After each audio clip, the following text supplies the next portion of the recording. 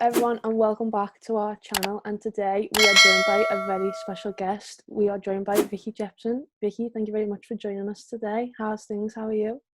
I'm good, thank you. It's been a while since I've seen you two, so thanks for having me on. Looking forward to the catch up. Yeah, it'd be nice to have a little chat about all things going on at the minute. But yeah, it's been a bit of a crazy time, hasn't it? Yeah, no, it has. It has because I've gone back into lockdown, so I'm experiencing what lockdown's about. But yeah, the pandemic in general has been a bit crazy for everybody with the uncertainty and so many things. But yeah, it's good to have you keeping me company on this Sunday. You too. It's great to have you on. We've got a few questions lined up, a few different topics. I think the obvious place to start would be your sort of journey with Liverpool and all things that. How obviously 12 years being at the club. How do you sort of reflect on that? I mean, you must have some amazing stories to tell. Met some amazing people. How has that journey been for you? Reflecting, especially over time that you've spent somewhere for over a decade, it's I'm still reflecting now, if I'm honest, but I've done a lot of reflecting with my mentor, looking at the highs, looking at the lows, looking at the challenges. I'm just so grateful for my journey, really. I grew up at Liverpool, big Liverpool fan as well from a little girl, so the journey's been surreal and I've had some surreal moments, which you two will have been a part of, which is great why I'm chatting to you two today. But I've worked at every strand in our women's section, which is a unique position to be in because you get a real understanding of what it takes to be the next Niamh Charles, that's sacrificed so much time training in the evening, studying in the day, going away on international duty. I've worked in the international setup as well, so I've had experience of seeing girls prepping for playing Italy in a semi-final, and then also that morning prepping for their GCSEs away from home in Lithuania. So the journey's been incredible. Working across the youth section was something that I was passionate about, certainly at Liverpool, developing players to play on that WSL platform, and I think that's one of the highlights is seeing players progress. And I think I'm the only WSL manager that has worked with an 8-year-old and then signed them at the senior squad whilst being at the same club. So that's been an honour, and that's been something that I've been privileged to do. I've done the grunt work. I've worked in the LFC Foundation. I think that journey there was absolutely incredible for me. I met some incredible people. I worked across different departments at the club, so I'll have friends for life. And when I exited the club, all those people reached out to me from the commercial team, LFC TV, LFC Foundation, of course, the partnerships, and the support and the love that was shown when I exited the club was quite overwhelming. I had presents delivered, flowers delivered, messages from players. It was quite an emotional time because it was like going through a breakup. But again, my love for the club will never change, and the memories that I've had there will certainly stay with me forever. And the fact that I've coached the LFC legends to prep them to play Real Madrid in the charity match at Anfield, I think I was about 25. I'd had my A licence, I was working with England, and they asked me if I'd coached the LFC legends. And I remember driving to the academy, and it was mad because I'd seen the players that would be there, Gerrard, Carragher, Michael Owen,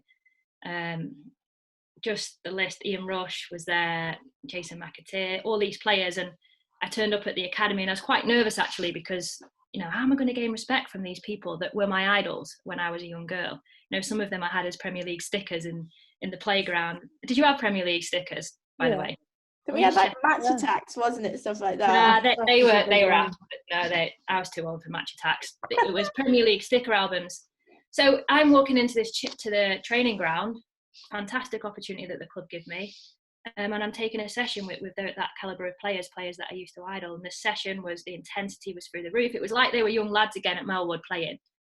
I'll never forget them. This moment will live with me forever. Ian Rush was stood in the session in bright red boots. He was supposed to be coaching the session with me, but he joined it. Bright red Nike boots, like they were shiny. And we got him into the small-sided game, and he was stood like just outside the box, and he looked like a mannequin because he didn't really move.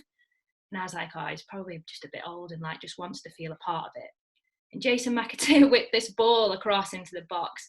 and Rushy just hit this ball on the full volley, and it went into the top corner, and the place just erupted. The lads went wild, I went wild. It was just like one of those surreal moments that happened in a session that I was in. And then I was fortunate enough to be in the technical area with Rushy when it was a sold out stadium for that charity match. So there's moments like that I forgot about because I was so consumed being the LFC women's manager.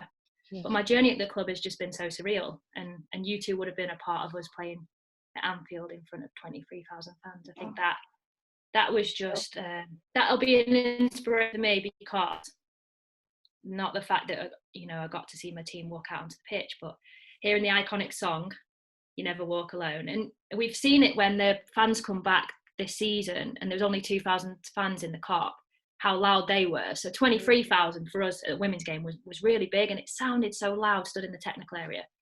But like for the women's game, how good was that?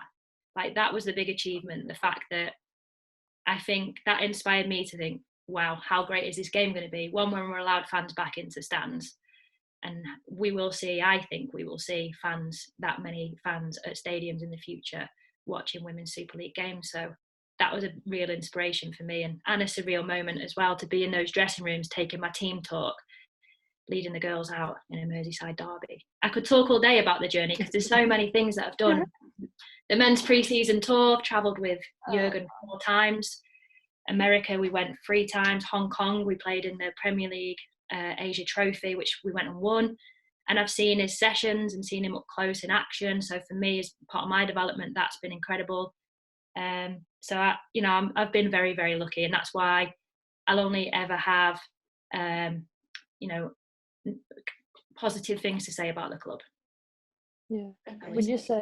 Would you say that the derby at Anfield, the women's derby, was probably one of your biggest highlights as the women's manager?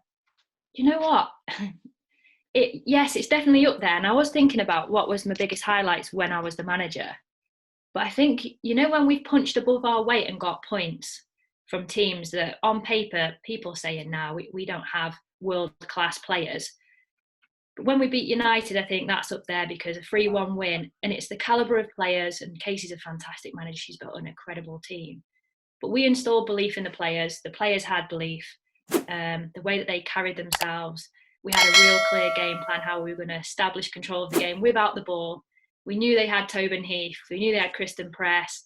And then they've got Leah Galton, Lauren James and Ella Toon. They're just a fantastic team. And the fact that we walked away with a 3-1 win. And I think there was like 700,000 people that tuned in to watch on Liverpool TV, because obviously we couldn't have fans in. For me, I think that's up there as well with one of the proudest moments and surreal moments, that we actually went on, we stuck to the game plan, and we got a fantastic result against a fantastic team. And then probably Chelsea when we drew at Prenton. I know the pitch. I was thinking about that one. Just thinking about that then. It was amazing. Well, it was just because the type of players that we're up against, and you've got to give credit to our players, the way that they shown so much grit, determination and discipline, because if you don't move at the right time when that ball's travelling, when you're up against quality players like that can play off 1 or 2 touches, you're in trouble. The ball's going in the back of your net. And we ground that out. We really did, in poor conditions as well, because the pitch was horrendous. And I remember there was 6 minutes extra time, and that 6 minutes felt like a lifetime. I don't know if you was in the stands watching that game. Yeah, we were. You were. So you can vouch for me. I was in the technical area. The board went up 6 minutes, and I'm just thinking, 6 minutes. They went to a back 3. Millie Bright got pushed up. They were going more direct, and we were defending for our lives. Sophie Bradley-Auckland was like caked in mud. So was Roby. It was just like, it was just a mud bath, but it was just a real fought battle to take a point. And that was funny because that's the season Chelsea won the league and we got relegated. So to take a point off the champions was incredible. And the type of team they are, going on a 32, winning streak. And we managed to take a bit of that. But they're good moments that I'm really, really lucky to have with those players. So and fans. Yeah, I remember that game, which is actually really funny now. I think that's there's a memory that I have of Lauren. Well, I mean, we have loads of different memories, which are absolutely hilarious. I won't go into all of them. But there's one specific, I think it's when we equalised in that Chelsea game. Lauren's laptop. Yeah, she sits and does our match updates on her laptop. All I can remember is when that goal goes in, her laptop just flies into the air. She's holding it with one arm and she's up in the air like this, and that was just unbelievable. Like moments like that we can see as fans, as obviously the derby was a massive one, but that we talk about that all the time because she's done it many a time since then. But that was like the first time that we've seen it. So for us, those sort of moments as well are just so important, and then they stick with you. But I mean, we'll probably talk about this for years to come as well, because it just absolutely made me giggle at the time. But yeah, I agree. I think that it was just incredible. Those kind of things where you take away points from the teams that we've already been written off before going into games like that. And then that must be an amazing feeling to then have your team display those amazing performances and obviously pick up points against these teams that people have already said that they're going to absolutely batter us or whatever. Yeah, no. And you know what? And you talk about the moments for fans and how much you've enjoyed them. I think that's why we want to do it. You know, to give fans those moments as well as we want to have those moments too, but to share them together. But I'll be forever grateful for those moments that I had with the players, because they were some great achievements that, like I said, I think it's when people say you can't and you won't, just to have that determination to be like, well, we are going to, we don't fear you, and we're going to give it our all. We're going to stick to this game plan calmly and frustrate you. And we did that really well in those two occasions, definitely. But they'll live with me as well as Anfield. Anfield was it's just incredible, wasn't it? It was just incredible for Merseyside, for so many girls that got the opportunity to watch some fantastic players. Both teams displayed it. It was just such an end to it. I can't believe we didn't score. That's the one thing. And it felt like, I remember speaking to Neve Charles after, and she said it felt like the cop was trying to suck the ball in the net. She was like, you know, people say it, but to actually play, shooting cop end, she's like, I really did feel it, but we just couldn't have that final edge to finish off, to get the ball in the net. But what an occasion it was for the women's game. Yeah, definitely. Unbelievable. If we kind of go back to like when you first got like the manager's role, then what was it like for you coming into that scenario at that time? Did you find it easy to sort of, you know, find your feet straight away, or was it like a gradual progression into the role type of thing? I think it was well, when you've been an assistant anyway, you've built a relationship with players. But it was an emotional time, and it always is when, you know, Neil brought a lot of players into the club, and they come to the club being loyal to him. And there was a lot of upset in the room when we were told that he departed. So I needed to have empathy with those, and I was upset too, because Neil brought me in as his assistant. I was working with the under-21s, I was working with the England under-17s. And I'll always be grateful for the opportunity that Neil gave me to work underneath him.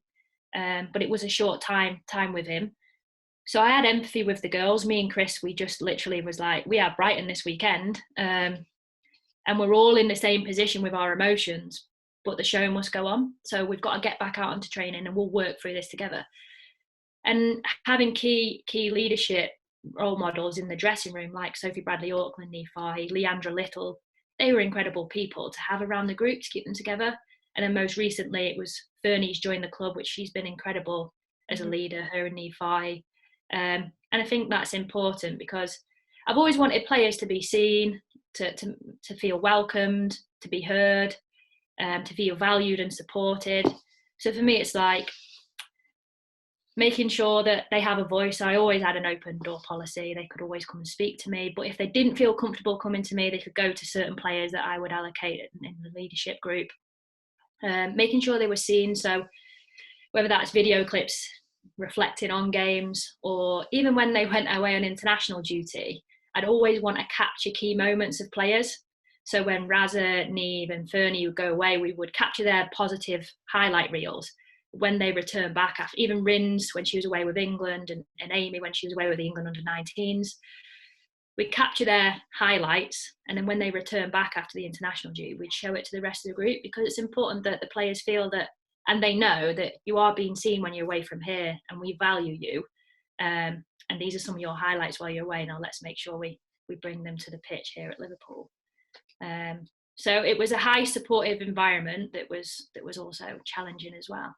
And I grew in the role, because I I didn't go in saying I know it all, because I didn't. And by the way, no manager knows it all. Jurgen Klopp doesn't know it all. The game's evolving quickly every week, certainly in the pandemic. So I had that humble approach to it, and I slowly learnt within the role. I had some great people around me that helped me as well, and some fantastic mentors within the game that really helped me. And Alex Inglefoot was one of them at the Lads Academy. He reached out, and he was helpful in my journey.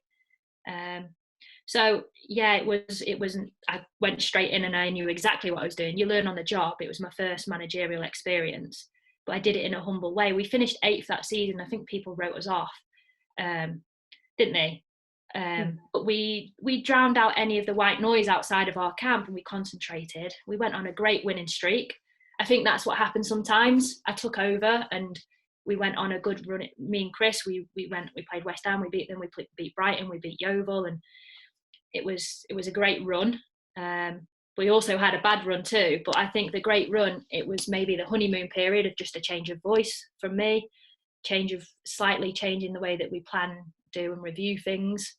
But we also went through some tough times as well. And I think the hardest point for me as the manager was going through relegation after, because of the decision of the FA. And it was something that we completely didn't have a control of in that moment. But we did in the prior games. We should have picked up points.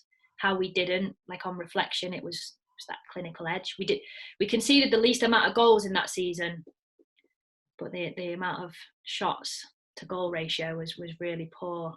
So that was really tough. But I think the saviour for me, that I thought when we signed Rachel Furness in the January, she was kind of our saviour because of what she did to the pitch, how she ignited and empowered people. And she scored 4 goals in 4 games. But 8 games is a long way, isn't it? Like 8 games left to play, 1 point difference. So it was a tough one. It was a tough pill to swallow, but I've learned a lot from going through that. And I was, as a leader as well, made me stronger as a person, because that morning when I had the phone call from Peter Moore to say we'd been relegated, I had like a 30-minute window to address my own emotions, and then jumping on a call to my staff. And then once I spoke to staff, I told Fernie, Neve and Bradders, the leadership group, and then I had to tell the whole of the team. And I had to make sure that my emotions were together and that I was strong, and I reassured them that everything was going to be okay, because if they see me wailing on the and going mad on the call, then it's not going to settle them. So that was a real tough moment for me to go through as a leader, but I'm glad I have, because I've come out the other end stronger for it. And everything that I've gone through as a manager at Liverpool in that time, with the highs and the lows, I'll be forever grateful for, because it'll make me a better manager going forward, especially working at such a big club like Liverpool. The pressure, it's the pressure cooker. It's a massive badge. You lose a game, you know about it because the abuse is incredible. You win a game, you're like the queen. Like everybody's like the fan base it's just global, isn't it? So the pressure, I've experienced pressure like no other. Like it's been great for me to experience. So I'm sure my next task that I go into, I'll be well equipped to deal with any challenges that I come up against. 100%. Yeah, definitely. You sort of alluded to some of the players there. You've been able to see, I think you mentioned a few of them earlier, the likes of Missy Bokerns, Amy Rogers, etc., grow from such a young age to now full first team starters week in, week out. How good is it to see those players sort of develop and see them in the first team now? How does it feel from your point of view, having sort of coached them all that way through?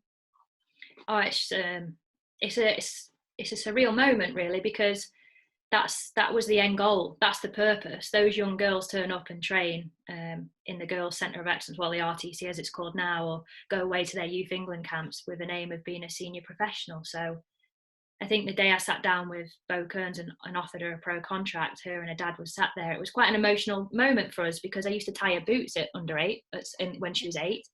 And I've worked with Missy in the under 11s. I worked with her in the England under 17s. I remember giving her England debut shirt when she played Norway. She scored an absolute worldie from range. And I gave her a shirt, and I actually cried giving her a shirt, because I was just so proud. She kept getting put on standby quite a lot. She got called up, and it was her first game, and her mum and dad flew out to watch her. They used to fly everywhere to watch her, and she's got such a good support network around her. And she come on and she just bossed midfield. She was incredible against Norway and scored an incredible goal. I gave her a shirt. It was emotional. And then worked with her in the under-21s when she was, she'd grown up a lot then. She wasn't little Missy Bo-Kern. She was Bo, and then she was a teenager, and she was cocky and she was confident, and it was great. Just had that great edge about her. Now, to give her a debut in the women's first team, it's a privilege, but I don't think there's any other manager that's done that journey at the same club and been able to give somebody a pro contract. And Amy's the same. I worked with Amy in my Cheshire under-16 squad at county level, and I worked with her at the under-21s, and I've watched her grow and grow and grow, and it's pleasing to see what she's turned out to be in the professional game. And I remember my first season, I gave her a chance. She played against Reading, and she was playing up against Farah, and I think Farah coached her when she was at Everton, and I remember her saying, like, it's such a surreal moment, I'm playing up against Farah, and she coached me when I was at Everton. And I was like, well, you're good enough to be there. And we drew that game against Reading away. I think it went to penalties, actually, and Fran Kitchen had a worldie in net, and Brad has scored the winner. It went in the top corner. It was a great away game. And Amy played that game, and I was really proud of her. And since then, she's been getting more and more minutes. So who knows what the future will hold? There's more talent in Liverpool's youth setup. We've seen Lucy Parry step up. She was another one that was in the under-11s when I was there. We called it Camp 11 then. No, but what a great time that I had working with some incredible youth players that have now gone on to be young professional players. Yeah, it's been nice. So sort of, I think, just to touch back on both games, then to see her progression this season as well. I think, especially recently, she's been a real key figure in our games, and obviously, her and Mia Farhi seem to be forming a great partnership with their goals scored recently. But in terms of like just Liverpool in general now, obviously ending the season, promotion looks unlikely for us at the minute, but it doesn't feel like it's going to be too long before we kind of see us back in the WSL and back challenging in that top league again, because like you've touched on, and so far the squad's more than capable of achieving that, and I'm more than capable of staying in the top leagues as well, aren't they? 100%. Look, regardless to my exit of the club, I'll always want them to do well. All those players that oh, my dog's barking, can you hear it?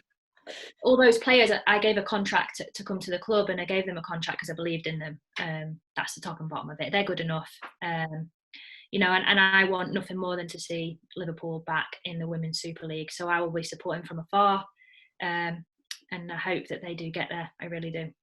We'll sort of move on to your managerial sort of career in general. We talked a bit about Liverpool. For you, what was it sort of like being a coach during this pandemic? Obviously, on a match day, there's no fans there. That obviously comes into play. But you are one of the very few careers that were kind of carrying on. You still managed to go in every day, work around sort of the pandemic and things like that. Were there anything that was necessarily challenging, or were there some parts that you found you could sort of use to your advantage as being a coach in everyday sort of workings of what was going on? I think it was the not knowing that was the challenge, the not knowing when it was going to end. And 1 minute, you could go to restaurants, and next minute you can't, we're in lockdown. And I think because the goalpost kept moving, that was challenging. When we first returned back, the protocols that the club put in place, the hard work that went on behind the scenes, the session planning, because it was social distancing sessions, so it was more technical based sessions, unopposed, so that there was no contact. I think returning to all that, that was challenging. We had to be adaptable, but then we didn't know when things were going to go back to normal. And you know what? They're still not back to normal. So I think that's been the biggest challenge is just the not knowing, because I always like to know, and this is something that we can't control, and we just don't know where it's going to go. Yeah. And then actually the fans, like when we had the fans back for that Crystal Palace game, the girls would just add that extra bit of spark to them. They really did. I think as well, I went to the Spurs game when the men played Spurs, having fans there, like the difference, it injects a different level of intensity into the players when fans are there. They do it for the fans. And I think at Anfield, that's certainly that the fans have definitely been missed, because it's an iconic stadium, and it's like a heartbeat when it's full of fans singing and chanting the names. And I think we've missed that at Prenton. I know we have smaller groups of people that come to support us, but we definitely hear them, and I think that was tough as well, returning to empty stadiums. Yeah, so like you kind of alluded to there, like obviously your development through Liverpool for the 12 years and like a number of different roles and whatnot, but who would you say is your inspirations throughout your career, whether that's football, non-football? Like, what would you say? Inspirations. I've done a lot of reflecting, and I think for me, inspirations is I've got moments that have inspired me, and certainly people that have inspired me. And I've already spoke about one moment, and that was at Anfield. That was incredible. 23,000 fans coming to a women's game.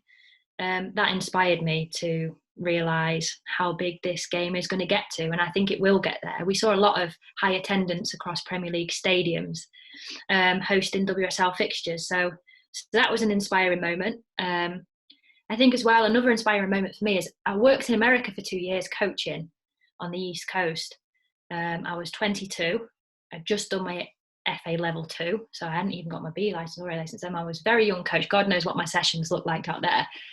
But while I was out there, I got to experience how big women and girls soccer was.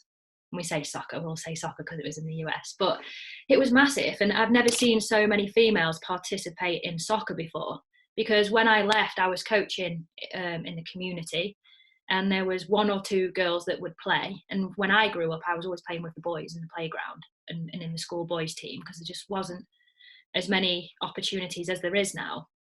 And that inspired me, because the 2 years that I spent out there and how big it was, I wanted to come back to the UK and grow the participation in the UK to encourage more girls to play the sport that I love. And I seen that it was achievable in the US.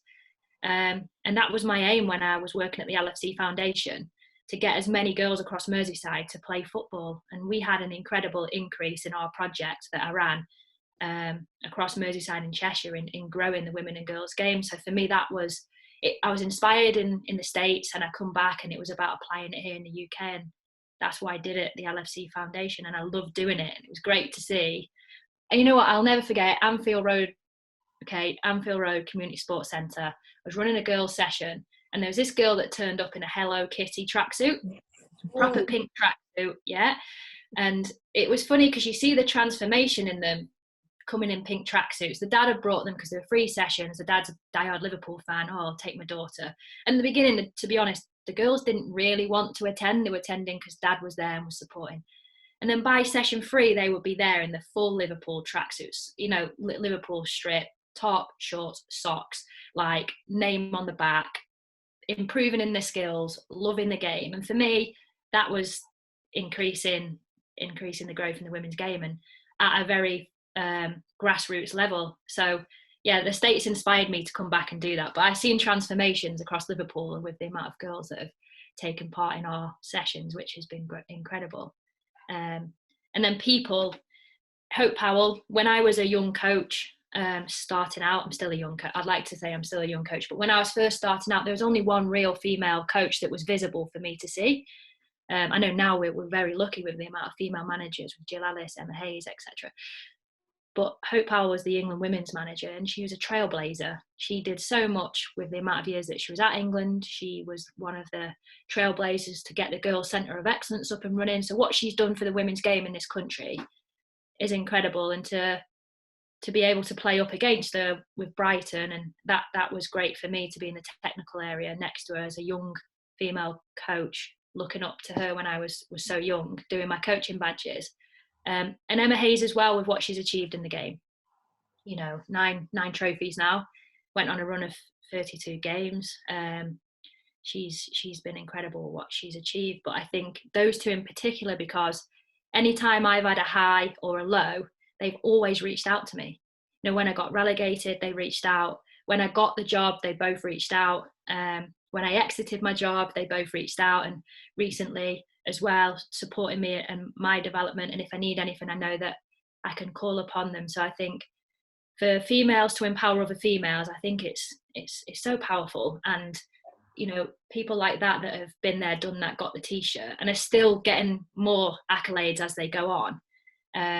You know, I'll be forever grateful for those types of role models that are in the game to inspire the next generation of coaches coming through. So, you know, obviously recently you've ventured into other areas. You've been doing a lot more punditry, which is nice to see. Is that something that you've always been interested in, or is that something that's, you know, recently sparked a new enjoyment in, and you thought, oh, this is a new avenue that I can sort of get involved with? Do you know, I did my first commentary on a game, I think it was 2 years ago.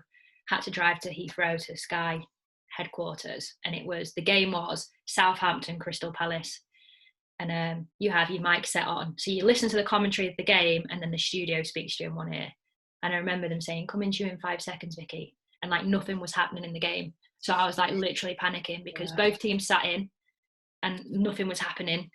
And I think that was quite a daunting experience because you just get thrown into it. So had experience a while ago, but while I was a manager at Liverpool, I needed to make sure that was my focus. And I didn't want people to see me on TV commentating on games when we hadn't won at the weekend, or like my priority, and always was 110% given to that team and to the club. So I didn't want to go off and do lots of media stuff. But now I've had time out, which has been nice for me to reflect, recharge as well, because I've not stopped. I've rarely had days off, but to do some media work. So I've done Champions League games for the women's games, which is great because I love women's football anyway. I did the Liverpool-Burnley game, which that was heartbreaking. You know, like when you've got to try and sit there being neutral and you lose against Burnley, that was a tough one, but it was a good game. It was a good game to get me back out there and commentate on transfer windows and stuff like that, BBC radio. So I've done a fair bit, and it's been good for me to get out there and talk about the beautiful game of football that we all love. Definitely.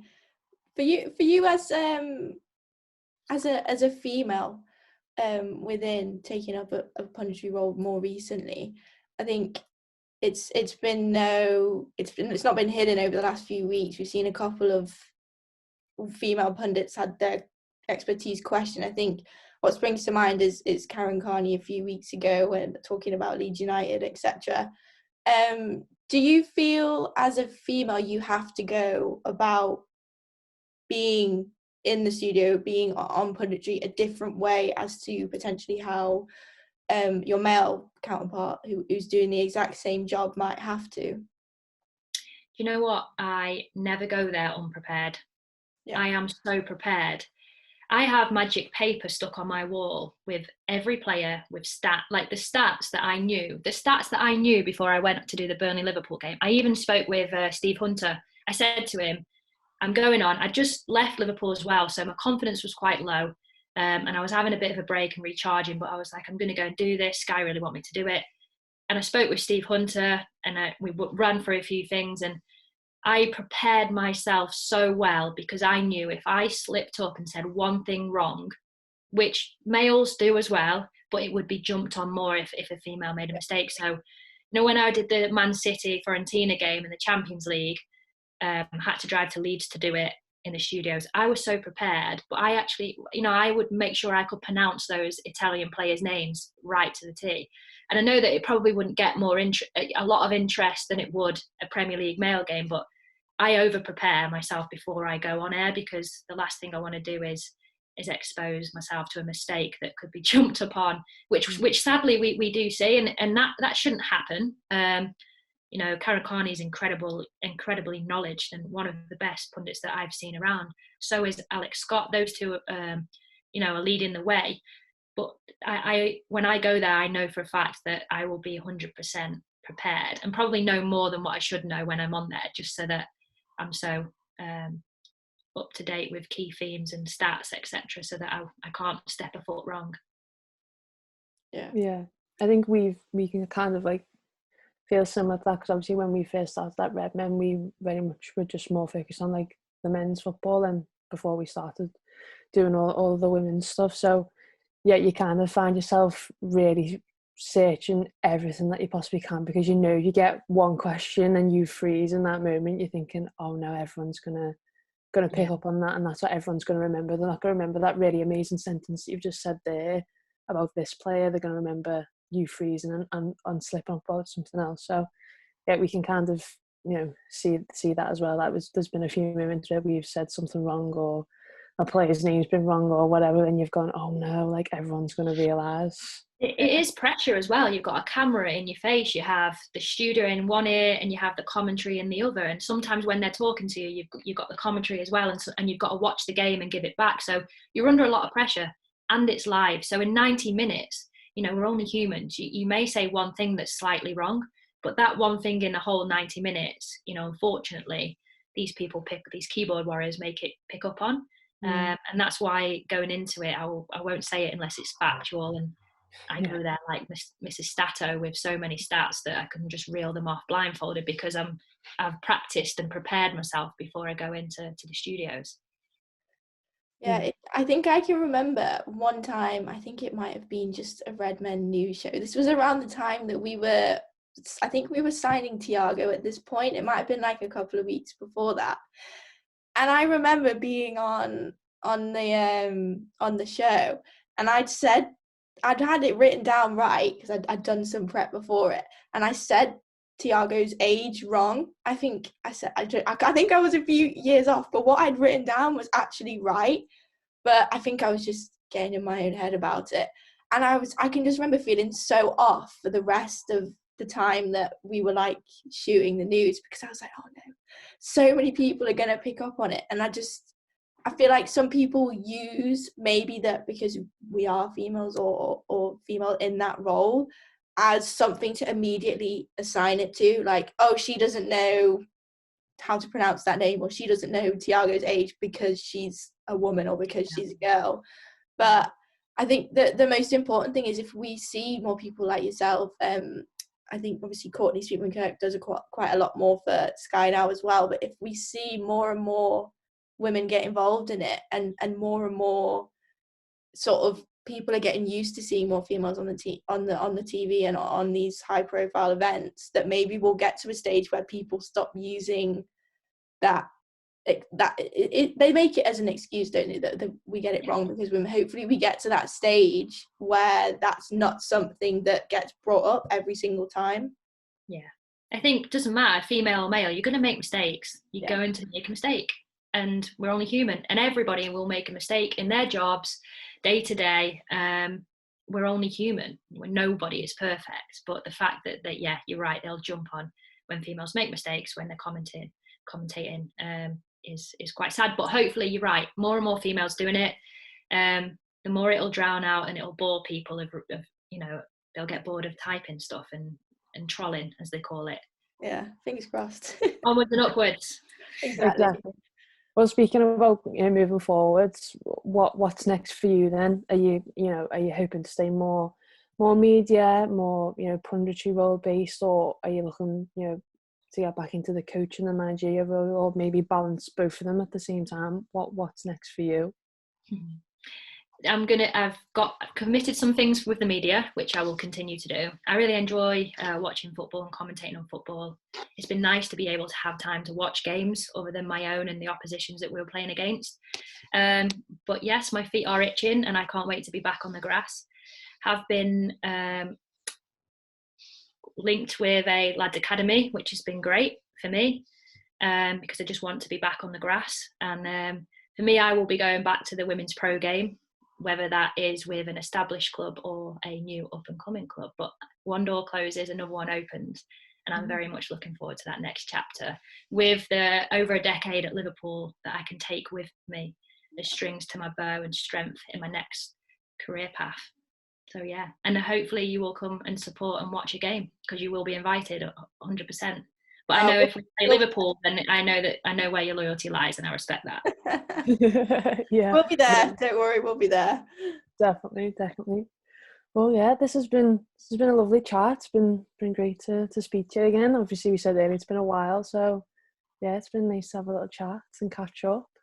I know it's been a long time, hasn't it, since I've walked up the steps at Prenton to do the interviews with you. But no, thank you for all your support whilst I was at the club. I think what you two do to grow the fan base and to expose our female players is incredible.